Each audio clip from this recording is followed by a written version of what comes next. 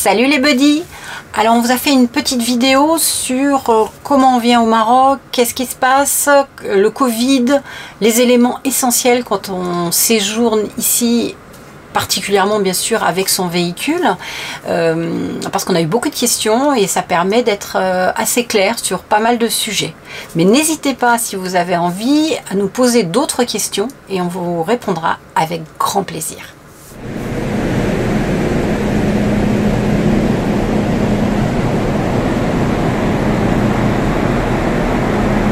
Alors comment venir au Maroc pendant cette période de pandémie? C'est pas si évident et à la fois c'est simple. Bien sûr, comme beaucoup, on avait l'habitude de passer par l'Espagne, mais vous savez très bien que c'est fermé, on ne peut plus prendre de ferry pour relier l'Espagne au Maroc. Donc nous, on a choisi de partir par Sète. Alors une petite parenthèse, la différence de prix n'est pas énorme. Beaucoup pensent que c'est beaucoup plus cher de passer par Sète, mais pas vraiment, parce que si vous calculez le nombre de kilomètres, donc d'essence ou de gasoil pour descendre jusqu'au sud de l'Espagne, plus éventuellement les repas, éventuellement vous loger si vous n'avez pas de véhicule, et bien finalement, et plus la traversée évidemment, la différence sera très minime et le plaisir est quand même énorme de pouvoir se rendre au Maroc. Donc nous on est passé par la GNV, donc qui est une compagnie de ferry, donc on est passé en direct. Pour réserver, c'est assez simple puisque vous pouvez avoir le prix, déjà le devis directement sur leur site internet. gnv.it, puisque c'est une compagnie italienne. Ne vous attendez pas derrière par contre à avoir énormément de courriers. Vous avez simplement une confirmation de réservation, une confirmation de paiement et c'est à peu près tout. Après toutes les autres informations, il va falloir les rechercher un peu, mais en fait il n'y a pas tellement besoin d'autres informations. On s'aperçoit que c'est assez rapide. Quand vous réservez en fonction, et le tarif en dépend, vous réservez en fonction de votre véhicule, de la taille, de la hauteur, et aussi par rapport aux options que vous pourriez prendre pour la restauration. Vous pouvez prendre un forfait restauration pendant la traversée. La traversée dure 35 heures, ou mieux 39 heures au pire, ça passe quand même assez vite. Sortie du ferry. Après la douane, vous avez un grand parking. À côté de ce parking, vous avez des petites échoppes. Là, vous pouvez faire du change. Vous pouvez acheter une carte SIM. Alors les cartes SIM, ça vaut 50 centimes. Ça contient 2 minutes de communication, 0 data. Donc c'est vraiment pour l'urgence. En data, cette carte SIM, vous pouvez la recharger très facilement, très proche. Vous sortez du port, vous prenez la direction Chefchaouen, c'est une 4 voies avec un terre-plein central. Donc vous prenez la direction Chefchaouen, vous allez jusqu'au gros rond-point, vous faites le tour de ce gros rond-point, vous revenez sur vos pas. Il y a un hôtel, juste à côté de cet hôtel, vous avez une petite épicerie. Et c'est dans cette petite épicerie que vous pourrez charger en data. Les data, c'est 100 dirhams, donc 10 €, les 10 gigas. Vous pouvez prendre 10 gigas, 20 gigas, 30, 40, 50, sachant que, attention, cette quantité de gigas est intimement liée à une durée d'utilisation. Par exemple, 50 gigas, c'est valable un mois. Si vous ne les consommez pas dans le mois, vous perdez ce que vous n'aurez pas consommé. Sachant que pour la recharge de votre téléphone, ne vous prenez pas la tête, parce que dans la recharge, il y a un échange, etc. Ça cause en marocain. Vous le confiez au petit épicier qui va se rentrer les gigas, 10 gigas par 10 gigas. Donc il peut faire ça plusieurs fois. Bon, ça peut prendre un certain temps. Nous, on a eu pour un bon quart d'heure. Sachant qu'on avait pris 50, mais c'est lui qui se débrouille avec ça. Ils savent faire, ils sont habitués, pas de problème. Makash Mouchil. On fait des petites courses. Nourriture et boissons. Quand vous arrivez au Maroc, vous allez tout de suite trouver de quoi vous nourrir. Il n'y a pas de problème, il y a des petites boutiques de partout. Alors ne vous attendez pas à trouver des grands supermarchés, ça c'est plutôt vers les grandes villes comme Marjane, comme l'enseigne Marjane, où vous trouverez de tout, bien sûr, mais sincèrement les prix sont beaucoup plus élevés que dans les petites boutiques et c'est beaucoup moins agréable. Les petites boutiques, en général, il y a un comptoir, donc vous ne pouvez pas aller dans la boutique choisir ce que vous souhaitez, sauf pour les légumes et les fruits qui sont en général devant, où là vous pouvez vous servir directement. Vous allez être assez surpris des prix déjà, parce que c'est vrai que franchement c'est pas cher du tout. Pour vous donner un ordre d'idée, l'autre jour j'ai acheté 1 kg de bananes, 1 kg de pommes, 1 kg de tomates, 800 g de navets, que je n'oublie pas, 1 kg de carottes, un bouquet de persil, un bouquet de coriandre, et j'en ai eu pour 40 dirhams, c'est-à-dire 4 €. Vous voyez que c'est vraiment pas cher. Ne cherchez pas du bio, là c'est peine perdue, vous n'allez pas en trouver si vous vous éloignez un petit peu des grandes villes. En ce qui concerne cette petite boutique, si vous avez besoin de quelque chose et que vous ne voyez pas forcément si ça existe, n'hésitez pas à le demander, parce que tout est entassé un peu comme les épiceries chez nous d'il y a 40 ans, donc vous ne pouvez pas forcément le voir. Dans ces boutiques, vous pouvez, on l'a dit, pour le téléphone, faire toutes vos démarches pour le téléphone aussi. Pas toutes les boutiques, mais certaines le font. Pour les légumes, vous allez pouvoir aussi en trouver dans des marchands ambulants, donc assez fréquemment dans les rues, donc c'est très pratique pour pouvoir acheter facilement. Vous allez être peut-être surpris qu'ils pèsent tout ou presque tout en fait ensemble, mais souvent les fruits par exemple, s'ils vous pèsent des pommes, des poires, parce qu'en fait le prix est le même au kilo, ou certains légumes ensemble. Ne soyez pas surpris, ça se fait tout à fait couramment. En ce qui concerne l'eau minérale, donc vous en trouvez à peu près partout, vous allez à peu près payer la bouteille d'1,5 litre environ 40 centimes d'euros, hein, donc 4 dirhams. Et ce qui est encore plus économique évidemment, c'est de prendre des grosses bouteilles de 5 litres et là vous paierez encore moins cher le litre. En ce qui concerne l'alcool, c'est beaucoup plus difficile. Surtout là, actuellement, comme il y a très peu de touristes, vous n'allez pas trouver de l'alcool de partout. Déjà que c'est pas très fréquent. Vous n'en trouverez pas dans les petites boutiques, où c'est vraiment très rare. Et il vaut mieux aller dans des grands hôtels, où là c'est plus facile. Ou dans certaines villes, vous avez des shops qui sont destinés à l'alcool. Mais très honnêtement, on n'en trouve pas à tous les coins de rue, c'est sûr. Faites des provisions. En ce qui concerne les restaurants, vous avez tout type de restaurants. Vous avez bien sûr les restaurants dans les hôtels. C'est pas du tout ce que nous on préfère. On préfère aller dans les tout petits restaurants locaux parce que comme ça, vous avez vraiment la cuisine, ce qu'on appelle nous la cuisine de rue. C'est la cuisine de tous les jours qui est réalisée aussi pour les Marocains. Elle est savoureuse et franchement très économique parce que par exemple pour un tagine, vous allez payer environ 35 dirhams, ce qui représente 3,50 € le plat et sincèrement c'est copieux et délicieux.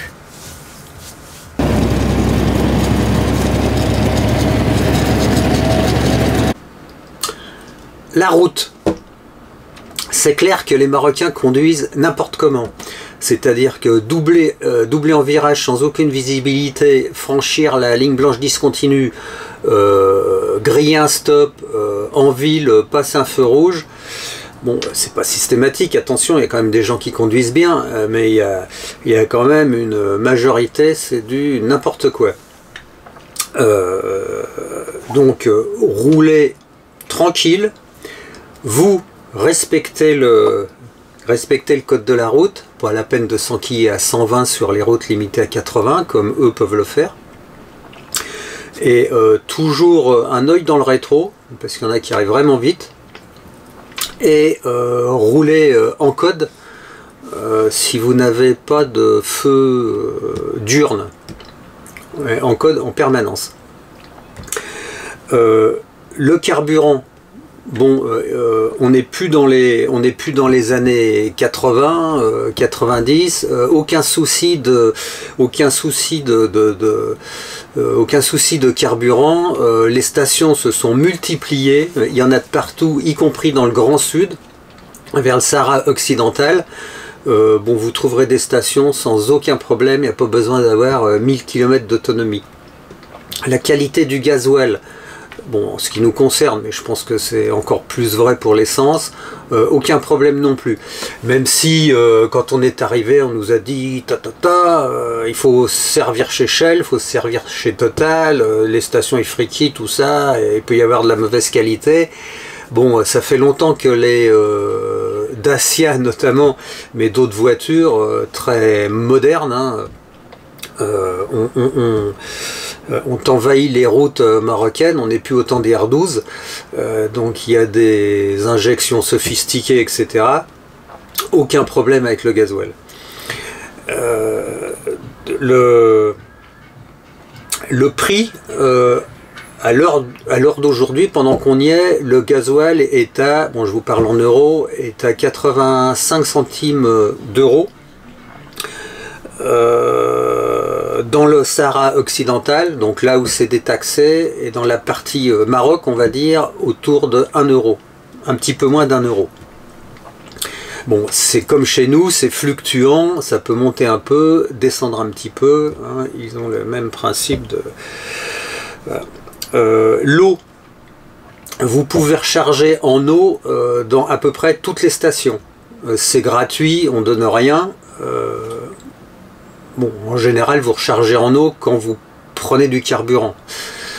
Donc ceci explique cela. Bon, si vous vous arrêtez que pour charger de l'eau, bon, à la limite, vous faites le plein et puis vous donnez 5 dirhams, 50 centimes, hein, aux petits pompistes, et puis ça fera l'affaire. Attention vers l'océan. Ils utilisent, enfin les stations qui sont proches de l'océan, les stations et les petites villes, ont des stations de désalinisation. Et c'est cette eau que vous retrouvez au bout du robinet. Elle est désalinisée, ceci dit, elle est légèrement salée et elle n'est pas spécialement traitée. C'est-à-dire que vous pouvez vous en servir pour toilette, vaisselle, etc. etc. Certains la boivent. Moi j'en ai bu un peu, je suis encore vivant, je dis un peu, hein. Bon, des fois ça, bon, on sent le petit goût salé, des fois on sent pas ce petit goût salé, mais ça picote un peu, voilà, enfin aucun problème. Bon, pour ceux qui ont des réservoirs en pur acier, je pense que ça doit pas être bien conseillé d'abuser de cette eau là. Concernant la route, accident. On vous en parle en connaissance de cause. On a une petite Clio hier qui nous a fait un coup de forcing dans un rond-point. On le prenait tranquillement avec nos autocollants angle mort sur le poids lourd, qui finalement sont pas complètement idiots. Lui est passé tout droit, il a tenu absolument à nous dépasser dans le rond-point. Il s'est accroché l'arrière de la Clio sur notre pare-choc. Bon, le pare-choc n'a pas moufté, bien sûr. Son arrière de Clio a été râpé, bon, une pastèque de 40 sur 40 à peu près, bien rayé, un petit peu enfoncé. Bon, c'est du plastique. En France, c'est le genre de truc qu'on ne répare pas, c'est-à-dire qu'on change le bouclier entier. Ici, ça se répare. Donc sur le principe, toujours prévenir la police, hein, parce que bon, ça partait en cacahuète, le mec était énervé, il y a un type qui est arrivé, qui est tombé de la lune en disant oui j'ai vu ce qui s'est passé alors qu'il arrive en sens inverse, enfin du grand n'importe quoi. On appelle la police arrive, ils sont sympas, on détermine si on fait un constat ou si on paye en cash. Bon, en l'occurrence, ce travail sur le plastique, bon, c'est pour vous situer un peu, hein, les prix. Un taulier est arrivé, il a estimé ça à 250 dirhams. 250 dirhams, 25 euros. 25 euros, je vous laisse même pas imaginer le prix en France. Bon, c'était un coût, on traînait dans les 1000 euros. Hein. Voilà, enfin bon, ça c'est pour vous situer un petit peu. Voilà ce qu'on peut vous apporter sur la route. En ce qui concerne le Covid, depuis qu'on est arrivé au Maroc, on a été assez surpris parce qu'en fait, on ne sent pas la pression du Covid. Il faut savoir qu'on n'a porté que 2 fois le masque. On l'a porté une fois en allant dans une grande surface chez Marjane et une fois quand on a eu notre petit accrochage voiture puisque les policiers nous ont demandé de mettre la bavette. Alors la bavette, c'est le masque. Voilà, donc sinon... on a été dans les banques, on a été dans une pharmacie, on a été été bien sûr dans d'autres boutiques et jamais on nous a demandé de porter le masque et très peu de Marocains portent le masque. Vraiment, c'est aléatoire en fait en fonction d'un village à l'autre, en fonction d'une ville à l'autre, mais en moyenne, très honnêtement, on n'a pas vu vraiment de grands porteurs de masques, on n'a pas vu du tout de restrictions au niveau des rapprochements. Il faut quand même savoir que la police, ils ont toujours quand même le masque à portée de main puisqu'ils paieraient 300 dirhams, donc 30 € si jamais la police les prenait en état de fait de ne pas porter le masque. Donc c'est assez paradoxal. Mais il n'y a pas de, on n'a pas senti de crainte. On n'a pas senti, vous savez, qu'ils sont très chaleureux, donc ils s'embrassent beaucoup. Et en fait, on n'a pas vraiment senti de changement. Pour nous, on a senti un grand changement, par contre, par rapport à la France. Il n'y a pas de restriction. En termes d'horaire, bien sûr, il y a un couvre-feu, mais qui ne se ressent pas du tout chez nous. Pas de restriction de circulation. Donc vraiment, c'est franchement, c'est toujours très agréable de circuler au Maroc. Voilà, je vous donne notre ressenti à nous, mais il faut quand même savoir qu'on a évité volontairement, puisque c'était pas notre souhait, les grandes villes. Donc il peut y avoir quand même un décalage entre les grandes villes et les petits villages, évidemment, comme un peu chez nous. Sachant que depuis peu, il y a le pass vaccinal, donc pour entrer dans certaines grandes administrations ou autres attractions touristiques, il peut y avoir une demande, évidemment, du vaccin ou du port de masque. Mais très honnêtement, si vous voyagez surtout dans votre véhicule, vous ne ressentez pas du tout ce problème-là. Et comme je le disais, c'est très agréable.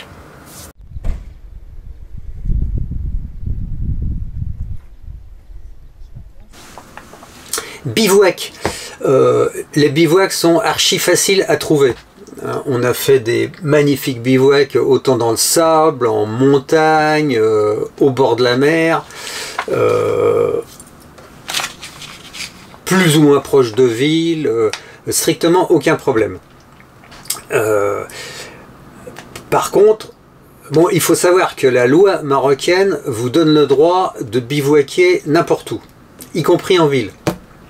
Ça, c'est la loi. Après, pour des histoires de sécurité, bon, la police peut être inquiète, la gendarmerie royale aussi, etc. Et donc, si vous n'êtes pas planqué, ou s'ils jugent que les occupants du véhicule peuvent courir un risque, etc., ils vont appliquer. Et en vous demandant de quitter votre spot pour aller ailleurs. Bon, ils vous poussent pas n'importe où, c'est-à-dire qu'ils peuvent même vous escorter dans un coin que eux jugent sécuritaire et sympa. Bon, qui sera peut-être pas forcément celui qui vous plaira et qui sera super glamour. Bon, il faut le savoir. Donc, si vous êtes dans des petits coins perdus, sympas, un peu cachés, aucun problème. Aucun problème. Et ça sera toujours fait avec gentillesse. C'est important. Ça va, mon ami? Très bien. C'est en train de remonter le paquet de l'homme. La mécanique. Vaste sujet. Bon, en règle générale, pour visiter le Maroc, vous pouvez vous passer d'un 4x4, déjà. Bon, après, ça implique que vous ne sortez pas des routes ou des pistes très très faciles. Donc vous vous zappez beaucoup de parties de sable et beaucoup de parties de montagne. Voire des accès bord de mer très très sympa. Bon, mais c'est pas une obligation. Au niveau mécanique, vous trouverez partout des mécanos, des soudeurs, des tourneurs, pas forcément super bien outillés avec le top du top, mais qui ont toujours l'imagination et voire beaucoup de talent pour aller trouver une solution incroyable à votre problème. Bon, ça, c'est dans le cas où vous n'avez pas un véhicule qui ne sait pas se passer d'un diagnostic avec un ordinateur. Parce que là, effectivement, ça peut devenir problématique parce que ce genre de mécano n'est forcément pas équipé. Les tarifs n'ont rien à voir avec l'Europe. Vous serez facilement 10 fois moins cher, voire plus de 10 fois moins cher. C'est pour les pièces de base, c'est pareil, entre 5 et 10 fois moins cher. très étonnant. Bon, toujours en cash, hein, bien sûr. Important, dans la mesure du possible. Bon, si la panne ou le problème peut être diagnostiqué assez facilement, toujours se faire annoncer le prix avant l'intervention. Ils savent le faire, ils vont prendre leur petite marge, et puis c'est le prix que vous paierez à la fin. Aucun supplément. En règle générale aussi, restez présent et surveillez les travaux. Même si vous y comprenez que dalle, restez auprès du mécanicien, ou du tourneur, ou du soudeur, etc. etc. Hein, bon, qui voit que vous êtes là, que vous surveillez, hein, qu'il ne se passe pas n'importe quoi. Il sera un peu plus attentif à ne pas oublier le boulon, ou la goupille, ou le joint, machin, que ses copains peuvent lui faire oublier. Hein, parce qu'il y a des gens qui arrivent, ça discute, etc. Donc ça s'arrête, et puis il y a les pauses tagine, les pauses couscous, les pauses thé à la menthe. Donc ça peut vous énerver un peu si le dépannage est plus long, une journée, voire plus, où bah, tout le monde s'arrête, et puis ça part au couscous, ça revient 1 heure après, ça bosse 2 heures, hop, ça repart, un petit thé à la menthe. Ça peut être stressant, mais keep cool, ça avance. Bon, j'espère qu'on a répondu à certaines de vos questions. Maintenant, en impression très très générale, notre impression, nous qui qui n'étions pas revenus au Maroc depuis 7-8 ans, il y a des choses qui nous ont interpellés. Énormément de constructions partout dans les campagnes, dans les grandes villes, en plein désert, dans le Sahara occidental, aux abords des 2 grands ergs, Chebi et Chegaga, de la construction, du parpaing de partout. C'est assez impressionnant. On sent que le pays se développe énormément. Deuxième impression, le fait que les jeunes ne parlent plus français. À part bonjour, ça va, c'est à peu près tout. On a eu l'explication en discutant avec des Marocains. Ça fait quelques années, l'éducation nationale a changé le principe des livres et des enseignements des matières secondaires. C'est-à-dire que, je m'explique, par exemple, la science, l'histoire, la géographie, la physique-chimie, etc., qui auparavant étaient enseignées en français, sont enseignées depuis plusieurs années maintenant en arabe. Donc, à part les cours de français purs en termes de langue, il n'y a plus de cours en français. Donc, la langue s'est beaucoup perdue au niveau des jeunes.